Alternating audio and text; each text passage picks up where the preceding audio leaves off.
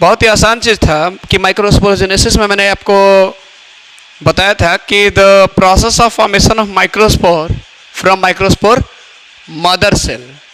अब यही चीज़ जानना है कि माइक्रोस्पोर मदर सेल आया कहाँ से। नहीं तो अगर आपको वो फिगर याद आ रहा होगा, थोड़ा सा ये चीज़ स्ट्रक्चर तो थोड़ा सा याद होगा।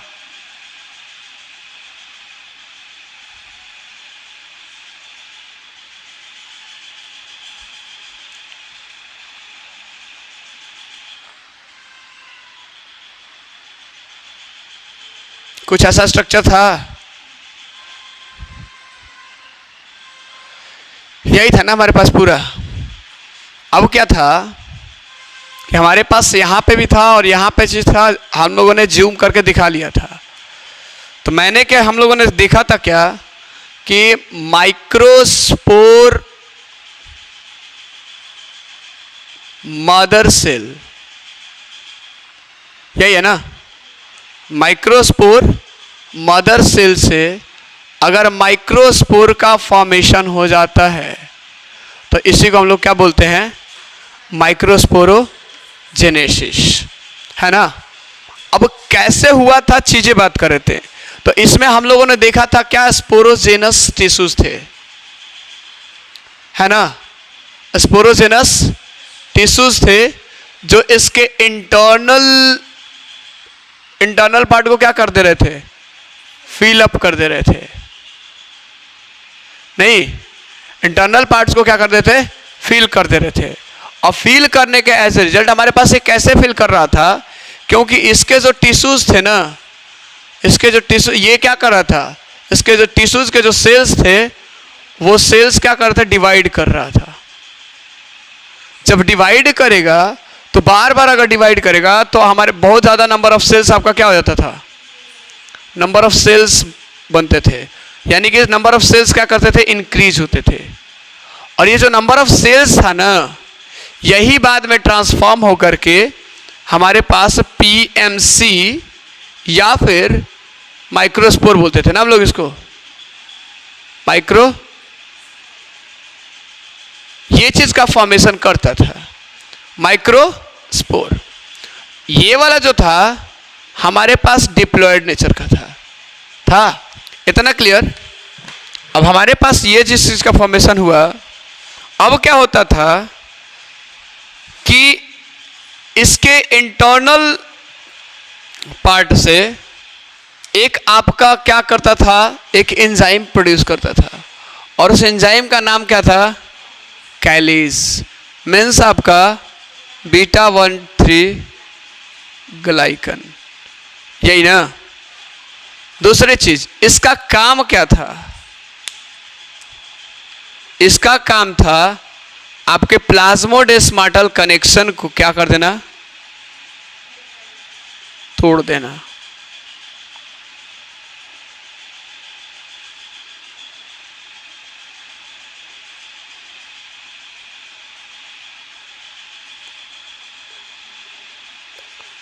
ठीक है।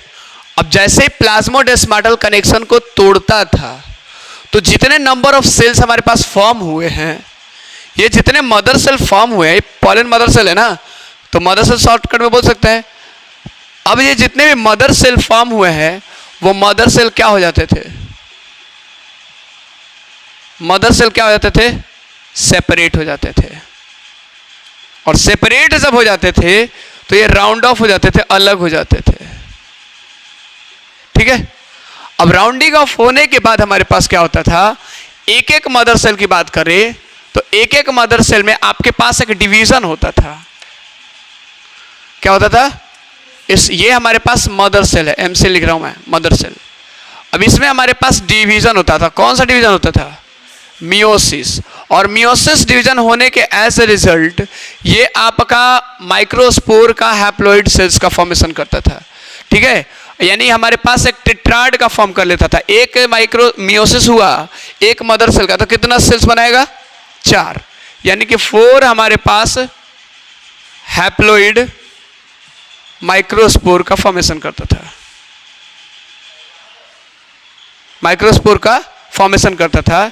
इस माइक्रोस्पोर को हम लोग बोल सकते थे आपका पॉलन ग्रेन्स। ध्यान से समझने की कोशिश कीजिएगा। ये जो पीएमसी था ये क्या था? 2n। अब ये मियोसिस किया, तो मियोसिस किया तो हमारे पास ये क्या हो जाएगा? हैप्लॉइड होगा, क्योंकि हैप्लॉइड मियोसिस में हमारे पास नंबर ऑफ क्रोमोसोम्स क्या हो जाते हैं? हाफ हो जाते हैं। नंबर ऑफ क्रोमोसोम्स क्या हो जाते हैं? हाफ हो जाते हैं। जब हाफ हो जाएंगे तो सिंपल सी बात है भाई कि ये 4 के 4 जो हैप्लॉइड सेल्स है वो एक साथ रहते हैं। नहीं, ये 4 के 4 सेल्स आपका एक साथ रहते हैं।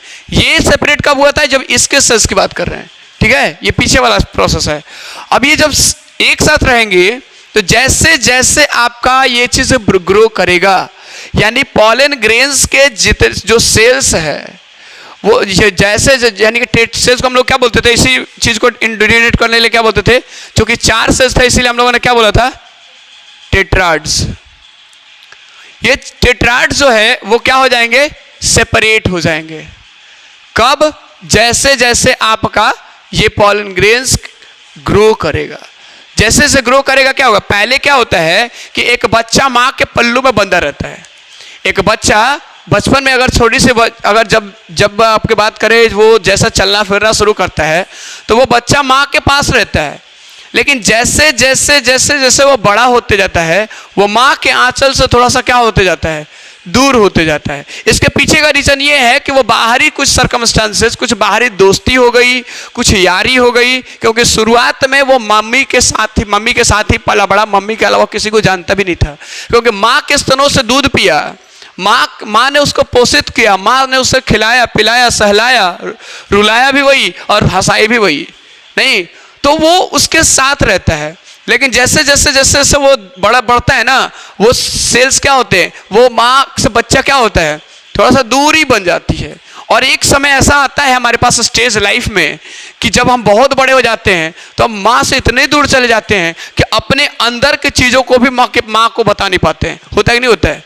ठीक वही चीज़ यहाँ पे हुआ है। इतना भी यही यहाँ पे एक लाइफ का एक रूल्स है कि हम कितने भी बड़े हो जाएं, उस माँ के लिए हमें ये ध्यान रखना होगा, उस माँ के लिए हम क्या हैं? वो वही बच्चा है जो उसके कोख में पला था।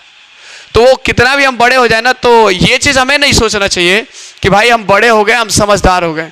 अरे भाई मेरे, तुझे जो 9 महीने पाला कोख में, वो क्या तेरे से कम समझदार थी? तो अगर कम समझदार थी तो वही सही थी, क्योंकि उसी के वजह से तुम आज समझदारी की बात करते हो। नहीं, लाइफ आते हैं यहाँ पे। अब हमारे पास ये जैसे जैसे आपका ग्रो करेगा, ये टेट्राड्स के जैसे जैसे क्या करेगा? ग्रो करेगा, वो सेपरेट होगा। अब सेपरेट होने के पीछे का रीजन क्या है कि इसमें कुछ जो मॉइस्चर होता है, जो पॉलन ग्रेन्स में मॉइस्चर होता है, वो क्या होता है? सूखने लगता है, ड्राइज होने लगता है। जब ड्राइज होगा तो आपका जो चारों सेल्स जो है ना वो सेपरेट हो जाएंगे और कुछ इस तरह का हमारे पास स्ट्रक्चर फॉर्म करेंगे जिसको बोलते हैं टेट्राहेड्रल, है नहीं? यानी कि हमारे पास जितने भी आपका होता है ना, ये चारों के चारों पॉलन ग्रेन्स आपका क्या होता है? टेट्राहेड्रल फॉर्म करते हैं। कब? ये जब आपका बड़े हो जाएंगे तो ग्रो करेंगे, जब सेपरेट करेंगे तो ये चारों सेल्स क्या होंगे? हमारे पास सेपरेट हो जाएंगे। जैसे एग्जांपल बोला ना पक्को, अब ये चारों सेल्स जो है सेपरेट कर जाएंगे तो अब हमारे पास ये स्ट्रक्चर कौन सा बना दिया? टेट्राहेड्रल बनाया। बहुत सारे ऐसे केसेस हैं जिसमें अलग अलग स्ट्रक्चर भी बनता है, लिनियर भी बनता है, ये आइसोबाइलेटरल भी बनता है। आइसोबाइलेटरल तो इसी को बोलते हैं हम लोग। आपका डेस्केट भी बनता है, बहुत सारे तरीके से बनता है, ट्रायंगुलर भी बनता है, लेकिन जनरली जो बनता है वो कौन सा बनता है? टेट्राहेड्रल। अब क्या सारे के सारे सेल्स का सेपरेट होना जरूरी है? सारे में होता है ना? मैंने बोला था किस किस में आपका सेपरेट नहीं होता है? किस में सेपरेट नहीं होता है? हाइड्रिला, टाइफा और एक कौन था? ड्रोसेरा। इसमें हमारे पास पॉलन ग्रेन्स सेपरेट नहीं होता है। इतना ही नहीं, ये चारों सेपरेट नहीं होता और एक साथ रहता है और कंपाउंड पॉलन ग्रेन्स का फॉर्मेशन करता है। यानी कि ये जब एक साथ रहेंगे, पूरा का पूरा चारों सेल जब एक साथ रहेंगे तो हमारे पास किस चीज का फॉर्मेशन करेगा? Compound pollen grains. और कंपाउंड पॉलन ग्रेन्स होता है उसके बाहर एक स्ट्रक्चर डेवलप कर लेता है जिसके अंदर ये चारों रहते हैं। क्या बोलते हैं उसको? पॉलिनिया, वेरी गुड, यही चीजें रिप्लाई चाहिए। ये रिप्लाई बता रहा है कि कॉन्फिडेंस जो है ना वो चीजें उभर के आ रही है। क्या होता है ना कि हम लोग जो चीजें पढ़ते हैं अगर सामने वाले को समझा देना वो चीजें, तो हमारी पूरी की 50% से क्या 75 to 80% आपका प्रॉब्लम खत्म हो जाता है। और एक बार रिवाइज कर लेते हैं तो पूरा का पूरा सॉल्व। इतना क्लियर। दूसरी चीज, यहां पे कुछ ऐसे भी स्ट्रक्चर देखने को मिलता है जिसमें ये चारों के चारों आपका माइक्रोस्पोर फंक्शनल नहीं होते हैं। यहां पे तो हमारे पास चारों के चारों क्या है, माइक्रोस्पोर क्या है, फंक्शनल है। इसके चारों न्यूक्लियस जो होता है हमारे पास ना फंक्शनल होता है। ठीक है, चारों न्यूक्लियस हमारे पास फंक्शनल होकर चार माइक्रोस्कोप का फॉर्मेशन करता है। यानी मियोसिस हुआ तो चार न्यूक्लियस बना था ना, और चार न्यूक्लियस के चारों तरफ साइटोप्लाज्म हुआ और हमारे पास बना दिया कितना, 1 2 3 4। ठीक है, ये इस प्रोसेस को बोलते हैं हम लोग क्या, माइक्रोस्पोरोजेनेसिस। पूरा ये माइक्रोस्पोरोजेनेसिस था।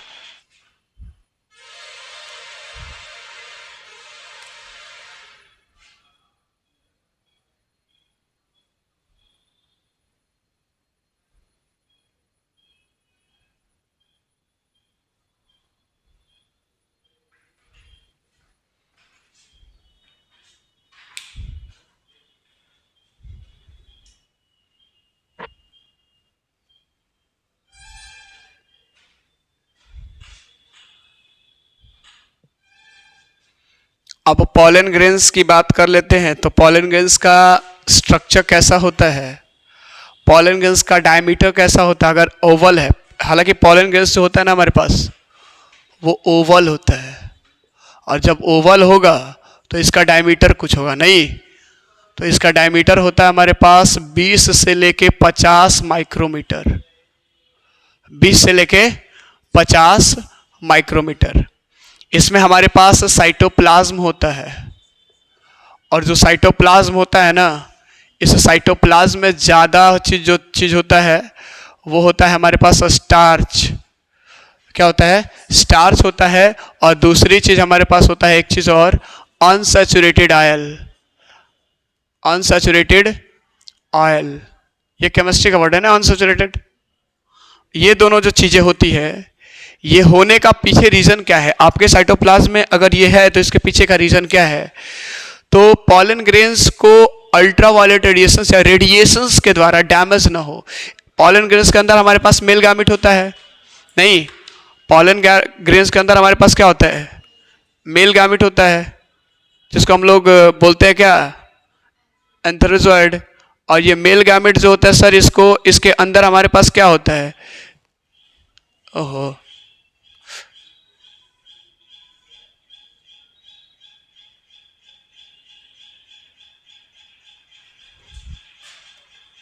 पॉलन ग्रेन्स के अंदर मेल गैमेट होता है, मेल गैमेट के अंदर हमारे पास क्या होता है, एंथेरोजोइड होता है। अब एंथेरोजोइड में जो होता है सर जी, एंथेरोजोइड में हमारे पास होता है न्यूक्लियस। इसके अंदर क्या होगा, न्यूक्लियस होगा। अब न्यूक्लियस सर जी, इसको क्या है ना, इसके अंदर हमारे पास होता है क्रोमोसोम्स। क्या होगा, क्रोमोसोम्स। और यही क्रोमोसोम्स हमारे पास जेनेटिक मटेरियल्स को कैरी करता है। अब ये जेनेटिक मटेरियल्स को जो कैरी कर रहा है, ये जो जेनेटिक मटेरियल्स को कैरी कर रहा है, इसको अगर हम प्रोटेक्ट ना करें तो फिर दिक्कत होगी कि नहीं होगी, दिक्कत होगी कि नहीं होगी। तो अब अगर हम मान लो कि सनलाइट से जो रेडिएशंस निकल के आ रहे हैं, जो सनलाइट से रेडिएशंस निकल के आ रहे हैं, अगर वो रेडिएशंस इसको डैमेज कर दे, अगर वो रेडिएशन इसको क्या कर दे, डैमेज कर दे, तो दिक्कत होगी। तो ये जो होता है ना हमारे पास, ये उसी से बचाते हैं। इस क्रोमोजोम्स को रेडिएशन डैमेज से क्या करते, बचाते हैं। ठीक है, रेडिएशन से डैमेज ना हो क्रोमोजोम्स से लिए बचाते हैं। यानी कि ये क्या करते हैं, प्रोटेक्शन, प्रोवाइड प्रोटेक्शन टू किसको, क्रोमोजोम फ्रॉम रेडिएशन।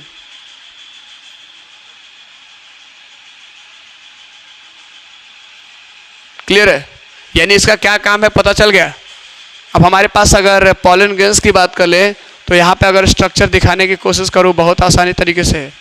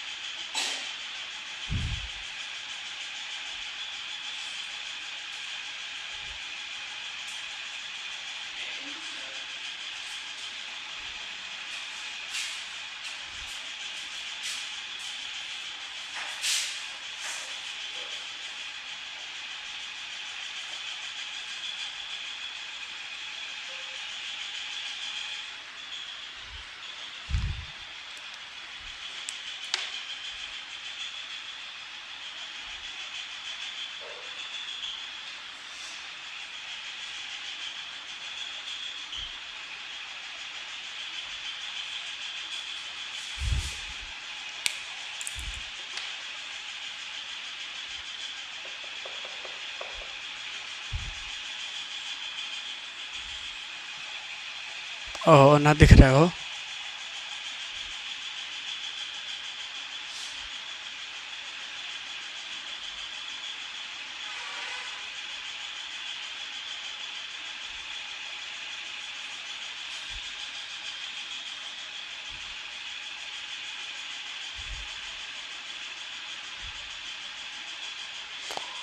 आपको दोनों में से कोई स्ट्रक्चर दिख सकता है। ये पॉलन ग्रेन्स है, ठीक है, पॉलन ग्रेन्स है। अब दो चीजें हो सकती है, यहां पे जो स्ट्रक्चर दिखेगा थोड़ा सा इसको और सुधारा जा सकता है।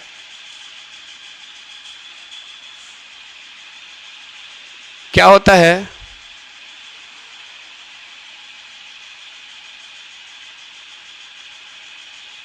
कुछ ऐसा स्ट्रक्चर होता है। यहां पे आप देखिएगा ये चीजें कुछ अलग अलग स्ट्रक्चर देखने को मिलता है,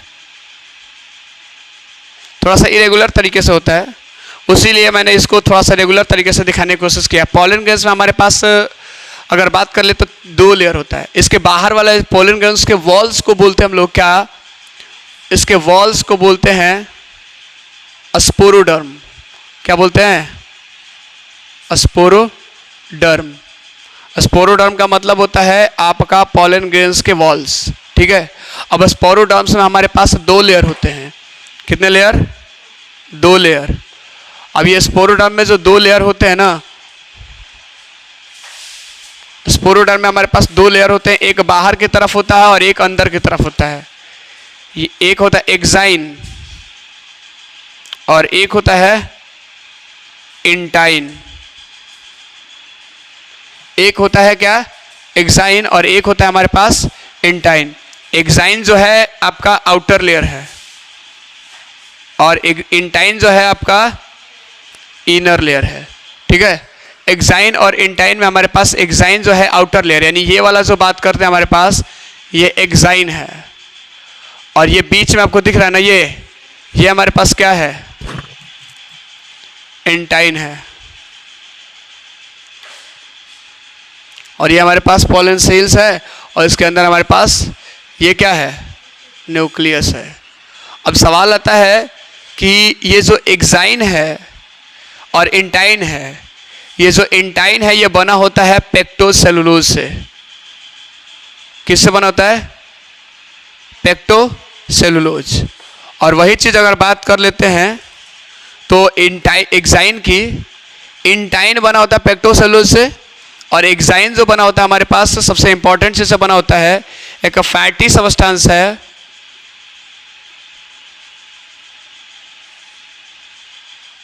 फैटी सबस्टेंस है जिसका नाम है स्पोरोपोलेनिन। याद आ रहा है कुछ, स्पोरोपोलेनिन।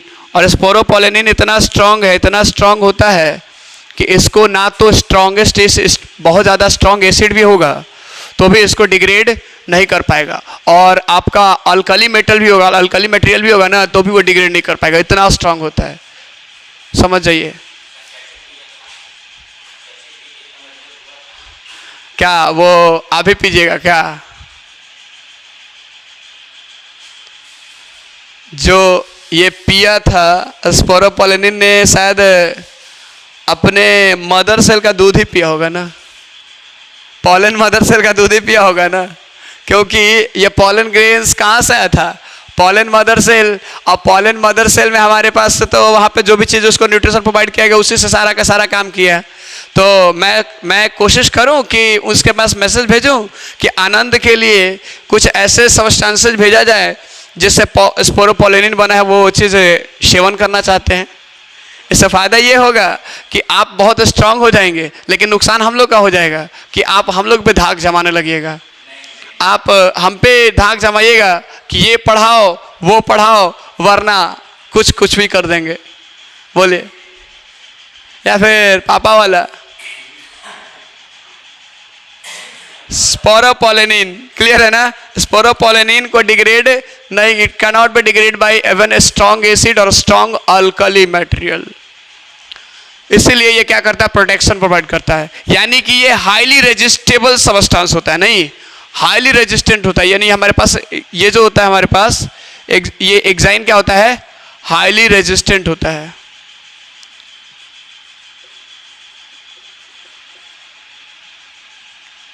हाईली रेजिस्टेंट होता है।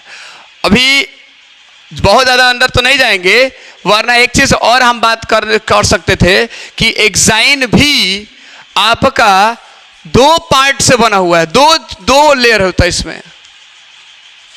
देख रहे हैं आप, यहां से लेके यहां तक ये चीज है, तो यहां से जो यहां तक अगर बात करें, ये ऐसे है,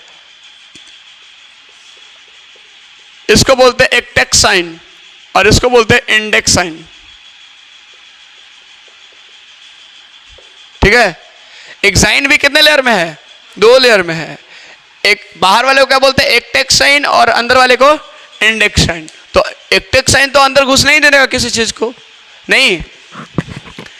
ये सारा चीज हमारे पास पोलन ग्रेन्स के स्ट्रक्चर है ये पूरा। और ये स्पोरोपोलिन जो है ना, स्पोरोपोलिन के होने की वजह से ही पोलन ग्रेन्स को माइक्रोफोसिल्स के रूप में यूज किया जा सकता है। माइक्रोफोसिल्स मतलब फोसिल माने कि जीवाश्म नहीं, बाद में हम लोग इसको यूज कर सकते हैं क्योंकि माइक्रोस्कोपिक है, इसलिए इसको क्या बोलते हैं? माइक्रोफोसिल्स। बाद में हम लोग इसको प्रिजर्व चाहे तो पोलन ग्रेन्स को क्या कर सकते हैं? प्रिजर्व कर सकते हैं। ठीक है, तो ये याद रखिएगा, इसमें स्पोरोपोलिन ना होता ना तो शायद इसको नहीं कर पाते, क्योंकि बाहर वाला रप्चर हो जाता तो अंदर वाला खराब हो जाता है ना। तो बाहर वाला बहुत ज्यादा प्रोटेक्टिव होता है, तो अंदर को घुसना ही नहीं देगा। बना आ ना, तू देखते हैं तेरी क्या औकात है, आप पहले देख लेते हैं। तो स्पोरोपोलिन वो काम करता है, तो उसको हम लोग क्या करते हैं? ज्यादा दिन तक स्टोर कर सकते हैं। ठीक है, due to the presence of sporopollenin it can be used as microfossils. यहां पे आप नोटिस कर रही है क्या चीज हो रहा है? यहां पे एक्साइन है और यहां पे इंटाइन है। ठीक है, ये न्यूक्लियस से चलता है भाई, यहां पे साइटोप्लाज्म में चलता है सब कुछ। ये साइटोप्लाज्म में हमारे पास क्या चीज है ये पता चलता है। सर जी ये बीचों में हॉइकुल का है, हॉइकुल का है नहीं, ये आपने पूछा कभी? इसको बोलते हैं जर्म पोर, जर्म पोर। यही वो पार्ट है जो मदद करता है पॉलन ट्यूब्स के फॉर्मेशन में। ठीक है, यही वो पार्ट है जो ये पॉलन ट्यूब्स के फॉर्मेशन में क्या करता है? मदद करता है। यानी कि जर्म पोर को हम लोग क्या डिफाइन कर सकते हैं? वो जगह जहां पे आपका एक्साइन अब्सेंट होता है या फिर बहुत पतला होता है, उसको हम लोग क्या बोलते हैं? जर्म पोर। नाम नहीं लग रहा है? जर्म पोर। जर्म मेल जर्म सेल याद आ रहे हैं ह्यूमन रिप्रोडक्शन में? जर्म रिप्रोडक्टिव पार्ट को बोल रहे हैं, और पोर, पोर मतलब कि छेद होता ही है नहीं, तो जहां से कोई भी चीज पास करके निकल जाए। यानी इसमें भी दिया गया है कि कहते हैं ना कि जगह मिलने पर पास दिया जाएगा, तो यहां पे भी जगह कहीं कहीं जगह पे है नहीं, तो ये चीजें एक था बस।